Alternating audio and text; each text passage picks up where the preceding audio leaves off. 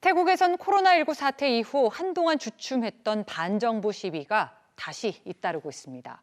군부 독재에 반대하는 이 시위 행렬은 초기엔 대학생 중심에서 이젠 10대 고등학생들로까지 번지고 있는데요.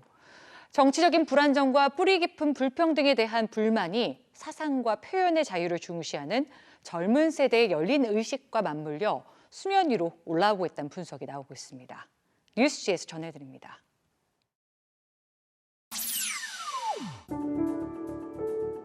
방콕과 치앙마이 등 태국 도심에서는 한 달 넘게 반정부 시위가 이어지고 있습니다.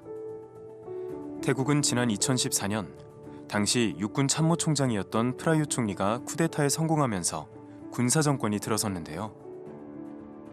지난해 민간 정부를 출범시키기 위해 치러진 총선에서도 프라유 총리가 승리를 거두며 재집권에 성공했습니다.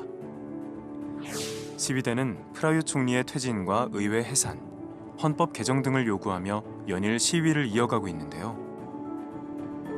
주목할 점은 2020년 반정부 시위를 이끌고 있는 주역들이 바로 학생이란 점입니다. 태국 정치사에서 10대 학생들까지 반정부 시위 전면에 나선 적은 이번이 처음. 대학생과 고등학생이 주축이 된 이들은 자신들만의 방법을 찾아 힘을 비축합니다. 인터넷과 소셜미디어를 통해 다양한 정보를 얻고 교환하며 이를 통해 실시간 집회를 계획하죠. 대중문화와 함께 자라온 이 새로운 세대는 시위 현장에선 영화 속 복장을 재현하거나 만화 주제가를 개사해 정부를 풍자합니다. 시위를 지지한다는 뜻으로 흰색 리본을 손목이나 가방에 달기도 하고 세 손가락 상징을 통해 뜻을 전달하기도 하는데요. 세 손가락 상징은 영화 헝거게임에 나오는 독재 저항 제스처로 태국에서는 쿠데타가 발생한 이후 군부에 대한 반대의 상징으로 통하고 있습니다.